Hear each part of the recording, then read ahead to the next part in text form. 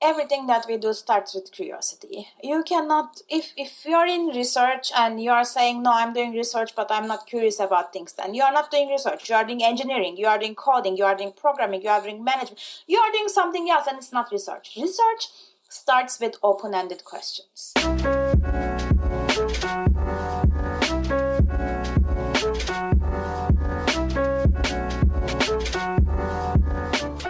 Welcome to KeyBARD, the podcast where we explore bold ideas at the intersection of arts, technology, and education. I'm your host, Thembi, or Thembi, and today we're in for a thought-provoking conversation with Dr. Ilke Demir, a research scientist who works at the intersection of art and science with a focus on artificial intelligence and deepfake detection. In this episode, we'll talk about her path into STEM, how deepfakes can be used to steal or protect your identity, and what keeps her up at night when it comes to artificial intelligence. We'll also dive into how the arts and technology can work together to shape the future, and how she balances the demands of high-level research and innovation with self-care. But first, let me tell you a little bit about Dr. Demir. In the overlap of computer vision and machine learning, Dr. Ilke Demir's research focuses on generative models for digitizing the real world, deepfake detection and generation techniques, analysis and synthesis approaches in geospatial machine learning, and computational geometry for synthesis and fabrication. Currently, she's a senior staff research scientist at Intel Corporation. Dr. Demir earned her PhD and MS in computer science from Purdue University and her BS in computer engineering from Middle East Technical University with a minor in electrical engineering. Her PhD dissertation conceives geometric and topological shape processing approaches for reconstruction, modeling, and synthesis, which pioneered the area of proceduralization. Afterwards, Dr. Demir joined Facebook as a postdoctoral research scientist, working with Professor Ramesh Reskar from MIT, where their team developed the breakthrough innovation on generative street addresses. Her research further included deep learning approaches for human behavior understanding in next-generation virtual reality headsets, geospatial machine learning for map creation, and 3D reconstruction at scale. At the intersection of art and science, Dr. Demir contributed to several animated features and VR/AR short films at Pixar Animation Studios and Intel Studios. She established the research foundations of the world's largest volumetric capture studio at Intel, bridging the gap between the creative process and AI approaches. Prior to joining Intel, she had a brief startup experience with a successful acquisition, and she was also a visiting scholar at UCLA. Dr. Demir has been actively involved in women in science organizations, always being an advocate for women and underrepresented minorities. Hello, everybody. I am here with Dr. Ilke Demir. I'm so happy to have you on KeyBARD. How are you today? I'm doing fine, thank you. Thanks for the invitation. It's great to be here. I'm so happy to talk to you today. Let's just jump right in. What has your journey been like as a woman in STEM? Mostly lonely. No. No, I had like very good friends on the way, very, very nice colleagues. But like when you have special things to share, like your own journey, your own struggles, like sometimes either the voices or the ears are not from the same perspective as you are. And then you feel a little bit more, you are inclined to feel isolated, and you have this continuous, at least like I have this continuous battle to like, no, I need to be proactive to not feel like that, because I know that probably like it may be in my head, or it may be just like because these like seemingly being different but not actually being different, etc. So I was constantly trying to be conscious and do something by myself about that. And I know that may not, and I'm also not like a really extrovert person. I'm more of an introvert. So it's like an additional effort on top of that. But like being a woman in STEM, like you are one or two people in the class, you are one or two people, one or two woman in the lab, in the meeting, in the workplace, in your organization, and it's not only about how you interact with your environment, but it's also how you role model, because there are so less of you around that you always carry that weight on your shoulders that I need to be I need to represent, I need to speak out, I need to make everyone aware, I need to be the perfect version of myself so that I can pave the way for others, etc. So it's a little bit responsibility and friction at the same time, but if you can balance that, if you can be aware of who you are interacting, how you are interacting, like where are you in your journey, how you can elevate others to be more, then it actually, you can turn it into a journey with sparkles instead of journey with thorns.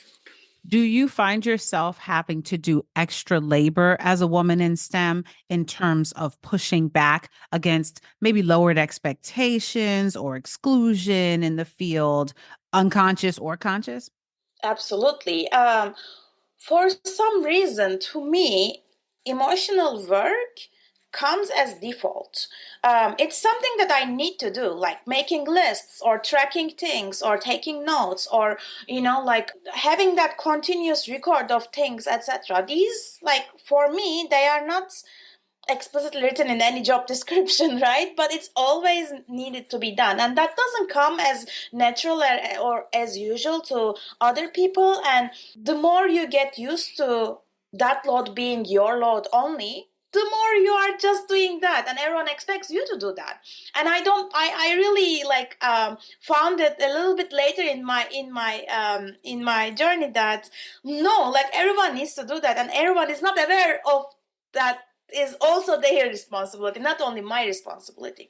So, like, pushing back those invisible work, pushing back on some admin duties, pushing back on being the only representative person in a committee, in a jury, in a selection process in somewhere, that because they couldn't find any other woman to be there, they couldn't find anyone with accent to be there, they couldn't find anyone young enough because I'm in a corporation, so they couldn't find anyone young enough to be on a committee, etc. So all of these increase your workload a little bit too much sometimes, and I learned a little bit later that I should be able to say no. I should be rejecting some of them because I cannot handle everything at the same time.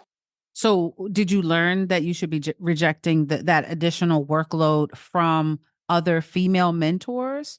Or I know you said there Unfortunately, weren't no. very Yeah, many. Yeah. yeah. So were there men who you had to learn that from? By experience, I would say. You So learned on your own. when Right. things get super overwhelming and I see that, like, well, why am I being so much worked out? Why am I'm feeling burned out, etc. Then I realize that, oh, like all these extra A, B, C, D, E, none of my old white male colleagues are doing. All of them I Right, am doing. right. And like, at some point, if there is an equal recognition or equal acknowledgement of that work, I would be okay doing that. But no, they are just like additional things that you are expected to do without even being recognized for doing that. So at that point, I'm like, no, like, I understand that I'm your only option right now. I wish I was not your only option, but I need to say no to this one, etc., and then move on. That sounds like a really inspiring way to exist in that space, to be strong and brave enough to stand up for yourself. So that's great. I mean, what even got you interested in the field? Did you find your way to it, or did you know that you always wanted to be in STEM? I think I always wanted to be in STEM. Like, even when I was a kid, we were doing surgery on electronics with my dad. Oh, nice. Nice. I love Like, that. opening radios, opening telephones, Mhm. opening like old machinery, and like trying to understand how it is working. Can we do modifications and make it work better, etc. My dad is a pilot, but he's also an electrical engineer, so he always had that like curiosity coming with him.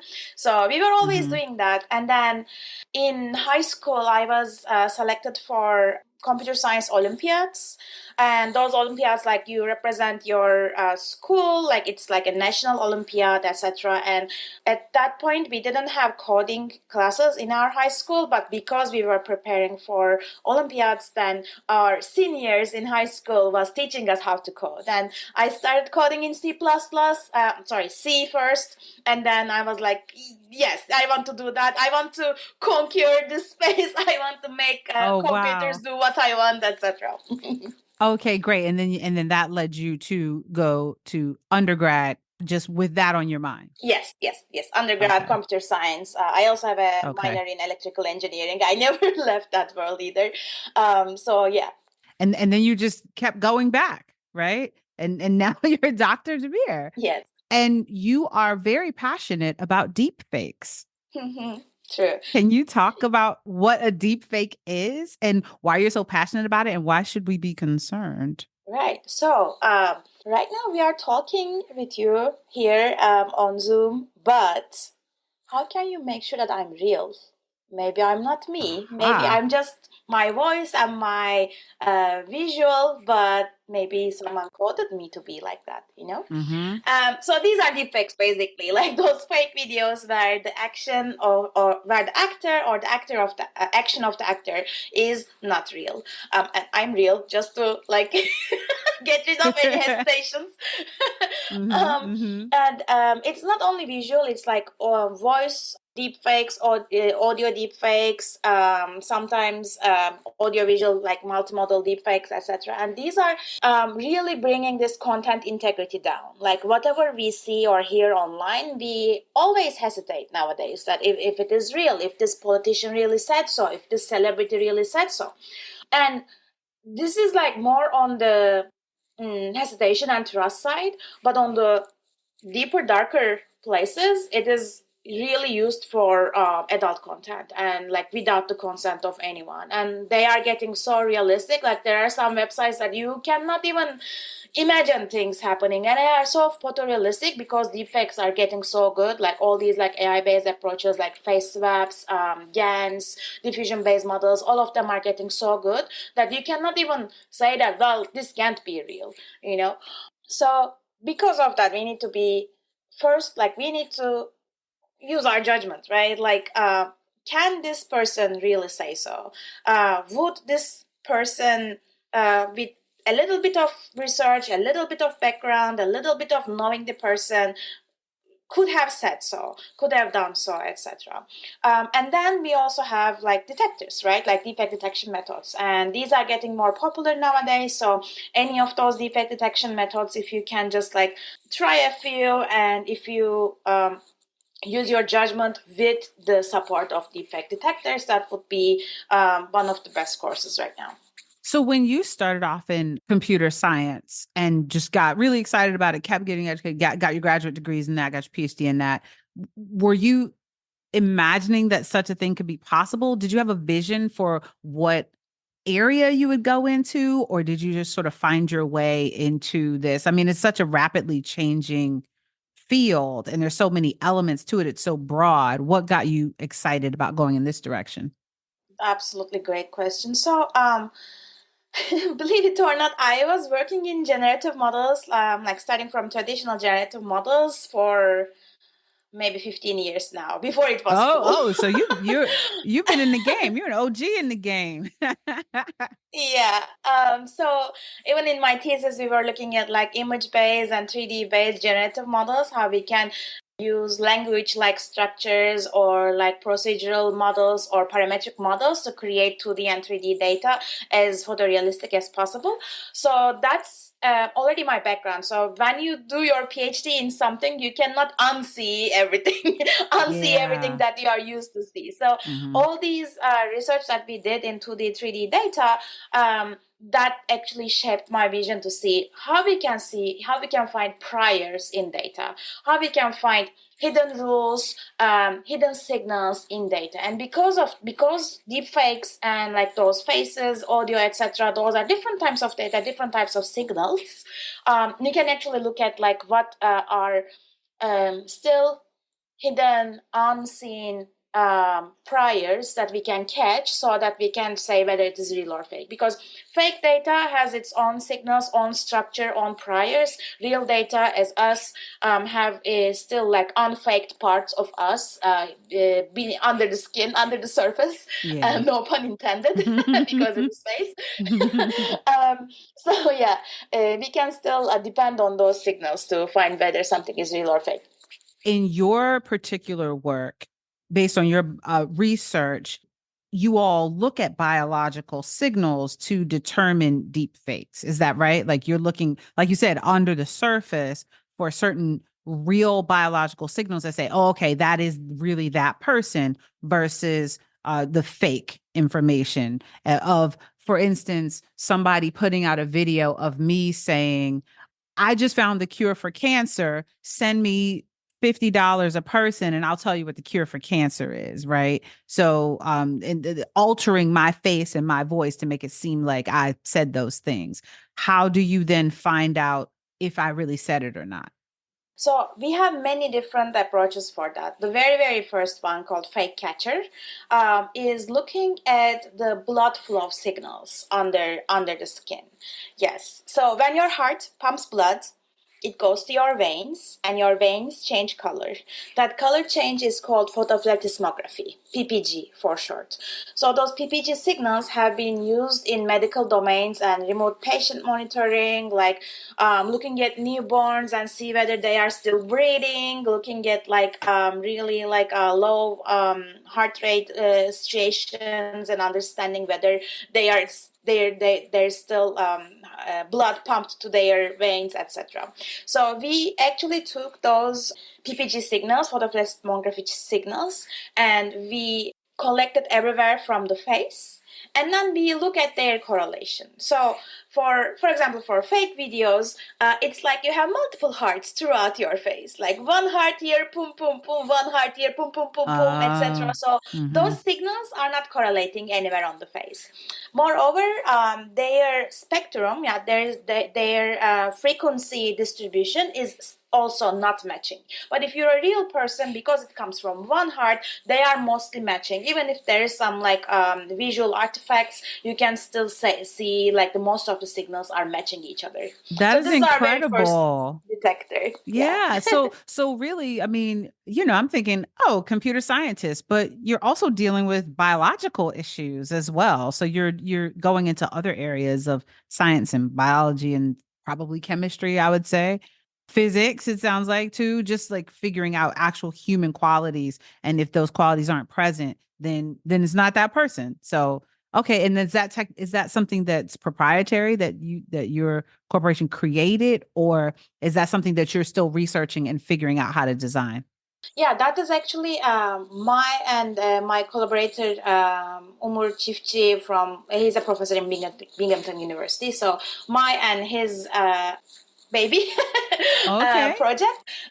Several companies and corporations are actually planning to use them. Hopefully, when they use them, we will hear about that. Some of them are around, some of them are public, but like I won't say that right now. Mm-hmm. So yeah, so fake catcher is the very first one, and then after that, we looked at other things, as you just said. Like we looked at physiological signals, we looked at physical properties, for example, like eyes, right? Like if I am looking at this point in 3D, my gaze are converging, right? But for deepfakes, it's like googly eyes. So it's like there Oh. is this inconsistency in look. Mm-hmm. Then we also look at like how our voice and how our visuals are matching, because if I am moving my head and talking, you will hear slight differences in the variation of my voice, etc. So can we actually find that variations in the video to verify whether it is real or fake? So there are several like several hidden signals like that that we are still looking at. What I notice is that deep fakes, people using generative AI to generate images and video to maybe commit fraud, maybe just to tell a story that's not necessarily true or that's imaginative, and not real. They're becoming more and more sophisticated at doing this. So, do you think that detection technology is always going to be able to keep up with that? Up until now, yes. So, for example, even for fake catcher, the PPG signals that we have been researching hasn't been faked yet, and it has been like more than 5 years now that fake catcher was we first published fake catcher. So, I think the more the generative models are getting more photorealistic, they also have that danger of conforming to the data around there, more like not really photorealistic, but more conforming to the beauty standards, more CGI like, more flawless, more like, oh, there's no imperfection of my face, like all these filtered faces, etc. So I think it is going into a high photographic quality area instead of really high realistic area, which is like those hidden signals being replicated, imperfections being replicated, all of our mimics, or like the circles under my eyes, etc. These are what makes me me. And the more advanced the deepfake generators are getting, they are actually trying to make them more beautiful, because the data, underlying data, is actually inherently biased towards more beautiful data. Like, there is like, all of us are putting on Instagram our best faces, the most make-up version, Right. etc. No one is Right. like, okay, this is me when I wake up in the morning, Right. Right. Right. Yeah, so that's the trend that we are seeing right now, and that's actually good for detectors because like the real things, the real signals are still not like being replicated, like being vital enough, important enough to be replicated. So the filters are good. That's what we're saying here. They're helpful. Okay, that's so interesting. You talked a little bit about the elements of that make us human, right? The imperfections, the things that happen just underneath the surface of our skin that you can detect. So, are there other things that help make us human and allow us to not be deemed fake in terms of AI, and distinguish us from AI? Yeah, so on one extreme, there is the biological and physiological signals, right? Like the heart rate, the eyes, the gazes, the consistency, the voice, the intonation, etc. On the other hand, there's also the behavioral and emotional cues. So even though it is not really from the pixels of an image, right? It's not the color, it's not like the imperfection, but it is actually how much human I am and how much me I am, right? So the very first paper, not from us, but from a lab that was looking at that, I don't want to imperfectly paraphrase them, but I think it was the case that they looked at all the Obama videos and they found out that whenever he says hello, he has that like known intonation in hello, like in a realistic way. And when they looked at the spectrogram of those hellos, they were really matching. He was really consistent. Okay. So it's really hard to actually replicate that in a more complex data manifold. It's not just the hello, but if you take a paragraph that I say, making everything in that paragraph behaviorally and emotionally the same as me is really, really still hard. Even if you have like thousands of millions of videos of me, that me still will be there. So Wow. these two ends of spectra, like all the way from human to all the way to pixel-based methods, are still giving some hope that we can actually do deepfake detection. That's great. It's interesting because we use AI in a lot of ways for creativity, for time saving, to sort of create humans, right? That aren't really human. Not so much for deepfakes, but I would say for creative reasons. And it does, like you say, it gives us hope. It makes me think about how humans will still be necessary for like on-camera talent and things like that. Because I even think about in like instructional design and other kinds of fields where now it's like, oh, we don't have to worry about hiring voiceover talent or on-camera talent. And it's like, yes, that does save time on one side, but it also eliminates this whole field of work on the other side, which is interesting. And it also does kind of take away that human aspect. And I wonder what the long-term effects of that will be. I mean, we don't know yet, but time will tell, of course. Also, I'd like to ask you, what keeps you up at night when you're thinking about ethical concerns around deepfakes, AI, just generative AI, especially with image and video? What are your concerns about the ethics of this work? Well, very, like, I have been asked this question before, and I think I heard some controversial responses to my response, but I am insisting on not changing my response. So, Okay. AI is not what is keeping me, or like advances in AI is not what's keeping me awake at night. uninformed people in power are keeping me awake at night, because those Mm. uninformed and unintelligent, or like with maybe huge imaginations but zero knowledge, if they are in places in power of, like, if they have the power of decision, if they can actually assume that they can have a word in AI, or how AI funding will go, or how AI regulations will go, or what is responsible AI, what is not responsible AI, etc., then that is actually really putting us, like forcing us, pushing us into a really dystopian future that I don't want to imagine, because we have seen some cases, right, about really dystopian scenarios. Oh, AI will take over. Oh, AI will be in the White House, etc. Like, it's like, well, if you put only the emphasis on the dark side of the AI, then first you are just discouraging everyone that is working on the bright side of the AI. You are cutting the funding to all responsible, ethical AI, or like equitable AI approaches, or like if you only use AI in places that is completely separated from humans, like there was all these news about like police departments using AI for finding criminals based on face recognition. And then if those police forces are not looking at the actual description and the AI retrieval and not making a human match in between, of course they should not be using it, right? Because Right. like it's not the image that it's not real image. Right. Anyway, so powerful but uninformed people making decisions about AI is what is keeping me at night, unfortunately. So you see AI as a tool, and if it's in the hands of people who have the information they need and have a positive intention, then it can go all kinds of great places versus Absolutely. wielding it with ignorance and ill intent. That seems completely reasonable. I think that makes a lot of sense. So if you have that person that you are working with, or like you are having a conversation with, etc., you wouldn't blindly believe everything that they say, right? Like you wouldn't say that, oh yeah, like even though it is against my best even against my best judgment, you are saying that I will blindly believe it. You wouldn't do that for a real person. Why would people do that for AI? Because AI is actually without intuition, without reasoning, just repeating out what the collective, all human beings are saying. And all human beings don't know the truth.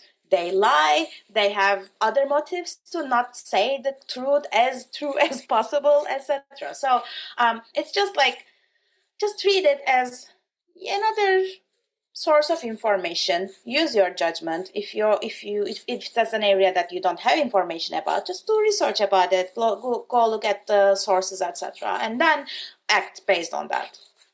That's basically it. So taking it with a grain of salt and not just, yeah, that makes a lot of sense. So now you talk about engaging in curiosity driven research. What's the value of curiosity in our world today? And what does that look like? I mean, you talked about doing your due diligence, right? And doing your research and not just taking anything that you see at face value and running with it. What does it mean to be valuing curiosity as a form of research and understanding and exploration? So I think everything that we do starts with curiosity. You cannot, if you're in research and you are saying, no, I'm doing research but I'm not curious about things, then you are not doing research. You are doing engineering, you are doing coding, you are doing programming, you are doing management, you are doing something else, and it's not research. Research starts with open-ended questions, which is curiosity, right? So you need to be curious about, um, yeah, there are deepfakes. What is hidden under deepfakes? If it like in real videos to that is not replicated in deepfakes, or there is all these AI agents. What happens if, I don't know? I'm just like making up open-ended research questions on the fly. What if we put several AI agents in a constrained scenario? Would they cooperate? Would they fight? Would they, I don't know, share the resources? Would they just like battle with each other to get the resources, etc.? Or, like there is so much multimodal research that is not done yet. So when I say multimodal, people understand like, oh, image and audio, or image and text, or text and audio, etc. But no, there is so much different forms of data. We just talked about physiological signals, right? Like the blood flow, or like my breathing pattern, Yeah. right? Like I'm doing this when I'm talking, but like does in a super multimodal scenario, does my breathing pattern really match with my words, or my blood flow, or my vocal cords, etc.? So like all of these open-minded questions, open-minded perspective actually brings you the most grounded research. It gives you a little bit more flexibility to go from the big picture to the actual smaller question that you can solve in one paper versus you can solve in one whole program, right? And sometimes curiosity driven research is having old questions but new hammers and new tools. Sometimes having old tools to new questions. Sometimes it's just trying to understand like, oh, if A works for B, because these were completely different monsters back in the day. Now can they play with each other, etc. So all these like bigger perspective questions actually enables really strong research, that it's not just like a little bit incremental, like like, oh yeah, it's not 95%, 96%, yay, but it's actually, oh, we can do this brand new field of research, opening the door for others that are coming behind you. Curiosity. What about creativity? You've contributed to short films, you've contributed to animated features with your work. I don't know how many computer scientists are involved in this. Maybe maybe I'm just unaware. I think it's really cool. Can you talk about some of the ways that you've contributed to these creative projects? Absolutely, absolutely. So you probably see volley behind me. Yes, So I yes. didn't work in volleyball. He was much, much Hmm. older. But I was in Pixar. I started as an intern, then I continued as a software engineer. And I was really lucky to work on the build system, from build system to the bugs to like everything that we can do, like the little things that we can do in Finding Dory, in Coco, in The Good Dinosaur, Toy Story 4, all of them. So we have like very little things, and mostly I have like the build system interface, which is making all of these software packages talk with each other so that they know their version, they know that like how the build cycle, build dependency cycle is built, etc. So that's in Pixar. In Intel Studios, I was the research director. So we were, so Intel Studios is a completely different place. So Intel Studios was a 10,000 square feet dome for 3D movies, 3D AR movies, 3D VR movies. We were doing volumetric capture. There were so many different productions. So one of them, a K-pop band actually came to the studio. They did their music clip. Yeah. Oh my uh, gosh. and it's all captured in 3D, without Oh markers, wow. without sweats, without anything. They come as they are, and they just dance there, and we capture everything in 3D. Hmm. One of the newest ones. So that started in Intel Studios. Have you seen Here VFX? Here we are. Here VFX. Tom Hanks is in a short movie, which is actually the story of a place throughout many, many, many, many years. So that actually started in Uh-huh. Intel Studios, because it's No, I one didn't see place. that. Is Yeah. it is it out Um, I now? I mean, are we able to? I think I saw a trailer of it at some point in YouTube. Okay. Yeah, yeah. Okay. Um, we had musicals, like Grease musical for its like I don't know, 30th anniversary, something like that. For its anniversary, the original choreographer actually came to the studio with new dancers, and they actually did this whole music piece in the studio so that we can actually capture it in 3D. And after that, you can actually play it everywhere. So you can play it on a stage and then just like dance with the people, because it's in 3D. It's not just one view. You can just go inside and dance with them, etc. So anyway, Wow. yeah, that was the most futuristic thing that happened in AR VR space. Still, like, there are several stages, like, there's meta stage, there is like some light stages, etc., but they are nowhere as big as the Intel studios.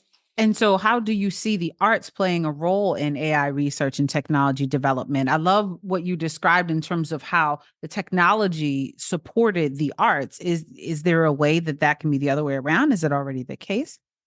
Yeah, so we also work a lot in 3D and like modeling and reconstruction, and how we can basically bridge the gap between traditional 3D content creation with the deep content creation. And I think the next solid step, next solid ladder that we will be climbing is that how we can make it more seamless for creators, artists, visual effects personnel, painters, sculptors, etc., to use the tools that they are used to use, but integrated with AI approaches, deep learning approaches, etc. So maybe very small example, like what we were doing in the studio is that when there is this 3D reconstruction process, if it comes as a point cloud, the point cloud is very dirty. The point cloud is very noisy. So instead of having this like nice surface of faces, there's like point, right? And it's very easy for deep learning approach to actually clean it, create a surface, resample those points, and keep everything there. So an artist doesn't need to go and like clean point, like doesn't need to do those 3D operations, but they can actually do it in in a very like seamless manner. Deep learning can actually say, okay, this is like a smoother surface, smoother 3D model, etc. So same for like diffusion based 3D mesh creation, right? Like, for example, you give one image of a teddy bear, it's just an image, but suddenly you actually have the 3D version of the teddy bear. Same for texturing, for example, you give a textureless mesh, you give just like one sample of a pattern, may it be some carpet, may it be some, I don't know, some shades, etc. Suddenly the 3D object is actually textured in a realistic manner with that texture, etc. So using all of these traditional workflows, traditional modeling, traditional texturing, traditional reconstruction workflows with integrated AI modules is what will, I think, make everything much more usable. I love that. I feel like that will be super useful in gaming, right? For sure. Just in terms of realistic textures in avatars, and like you said, the when you talk about the teddy bear, and I'm envisioning the texture of the teddy bear's fur, and just how things like that can evoke sense memory, and I can imagine that just adds to a much more a much richer experience in art. It just seems really interesting. What is the most exciting project you're working on right now? I I wish, The yeah, most exciting. I wish I can talk about it. It's about, Can you give us a hint? yeah. So we have this line of research where we are trying to enable artists to protect their own content. It started, the very first one was not even for artists, but for everyone. It was called My Face, My Choice. So if you don't want to appear in a photo, we find the most dissimilar face to your face, and it is, yes, your face is deepfake with that most dissimilar face, so that you are not in the photo anymore, but the expression, the smile, the gaze, everything is there. So that was how we were doing anonymity with deepfakes. Wait a minute. Hold on. So that's interesting. You're like, okay, so we don't want the deep fakes if they're, yeah, I guess it's your permission, right? You're giving permission to deep fake yourself. So that's a great example of deep fakes being used for a good cause. I like that. Yeah, exactly. So, like, just very, very simple example. You are in social media, right? And in social media, someone uploads a photo of you, maybe your favorite cousin, but the photo is not your favorite one, and Uh-huh. you don't want to be in the photo.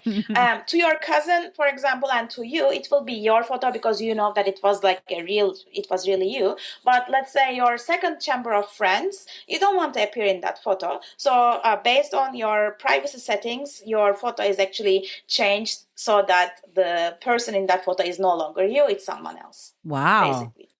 And that's my face, my choice. Yes, my Okay. face, my choice. Okay. Yes. We published My Art, My Choice. So this is especially for creatives and artists. So, you know, there are so many lawsuits against generative AI platforms because they actually collected all that data from the internet and without permission. So if you go there and write, I don't know, like create me a teddy bear in the art of, in the style of Van Gogh, you will actually get a teddy bear in the style of Van Gogh, even though Van Gogh doesn't allow you, should not allow you to do that, for Right. example, right? Right. So for very big artists, of course, maybe that is not a problem anymore, but it's valid even for smaller artists, recent artists, and there was like huge campaigns against that and lawsuits going on, I guess. Anyway, so My Art, My Choice takes an image and learns to generate a protected version of that so that when you give the protected version to any generative AI model, any diffusion model or stable diffusion or whatever, the output is very noisy, doesn't look like the input at all, doesn't look like the style at all, etc. So we actually break diffusion models so that Wow. artists' work cannot be replicated. So as an artist, if in with my art, my choice, any image that I place of my work online, I'm going to want to use this tool so that it essentially scrambles the beauty of the art. And so would the generative AI model then just ignore it, or does it just pull it into all of the other stuff that it's gathering and it just can't make sense of it? Like it can't It replicate it, I cannot. guess. Yeah, it cannot replicate Hmm. because the way, so My Art My Choice is a generative model itself, but it is trying to learn how it can best break the diffusion model. So it is putting Oh. all these hidden things inside the image so that it pushes the image as further as possible, the diffusion output as further as possible. I see. That's fascinating. So as an artist, you would just want to make sure that anything you're uploading, you're putting it through that model first so that the version is the scrambled version. I shouldn't say the scrambled version, but like the version, Protected the version, yeah. protected version. Thank you. Thank you. Okay. That is so interesting. That sounds really exciting. Our latest research is around those, more about like content integrity and content protection, and it is coming soon. That's fantastic. I've spoken to many artists who feel very uncomfortable with that. They have a lot of their work online. It's their livelihood. It's their all of their effort, and they're putting their heart and soul into the work, and the work just gets pulled. People even said they've seen work that resembles their work, in online that people created through generative models. So that sounds like a really big need that y'all are addressing. I love that. So you've got all these great things that you've done so far and things that you're working on, really exciting projects. I bet you're working really hard. What's your self-care regimen? Oh, well, I dance. If I, Oh, wow. yes, I have been dancing for 18 years, and that is where I disconnect everything about work, everything that happens during my day, and I just like do something social with music, with movement, and that's like that just like that's my battery. That's I just great. recharge during dancing. Yeah. Hmm. I love that. Are there certain styles of dance that you like in particular or Yeah, just everything? salsa and bachata. Oh, So okay. I have been also teaching salsa for more than 10 years now. Oh, that's Yeah. wonderful. I love the salsa and bachata scene because it's so diverse. Age, ethnicity, background, everything. There's just it just seems like so many people just love to do it and come together and everybody's there dancing. It's not like, people are sitting around watching. Everybody's involved and engaged. I love that. Absolutely, absolutely. Like Yeah. from everywhere in the world, from all ages, from all social or economical places in their lives, etc. So it's like really, it's such a universal language. I also travel a lot, right? Like I was Korea a couple of months ago, like I was in France, etc. So wherever I go, salsa and bachata doesn't change. We still like speak the same language, like the moment I'm on there. Yeah. So everywhere you go, there's a scene where you can go dance. Oh my gosh, Yeah. that's wonderful. That is absolutely wonderful. Yeah. Okay, well, wow. I'm so glad that I got to speak to you today, and I learned a lot. Now I have to go and sit down and kind of sit with this and think about this. It's like deep fakes can be bad or good, but I love how you talked about, it depends on whose hands the tools are in, right? These tools can be used for whatever.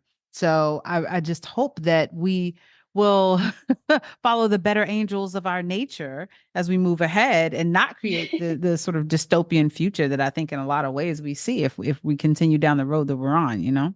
So is there anything else that you want to say before we head out? No, and thank you for being an incredible host and making so easy to talk and like all these very interesting questions. So thank you, really. Oh my gosh, the pleasure is mine. It was such a joy to speak with you. Thank you, Dr. Demir. Until next time, this is Thembi. This is KeyBARD. Have a good one. KeyBARD is produced, directed, and hosted by Thembi Duncan. Theme music produced by Psycho Sid. If you enjoyed the show, please subscribe, follow, leave a review, or give us a 5-star rating. Your support helps the show reach more listeners, and it means the world to me. Thank you for listening.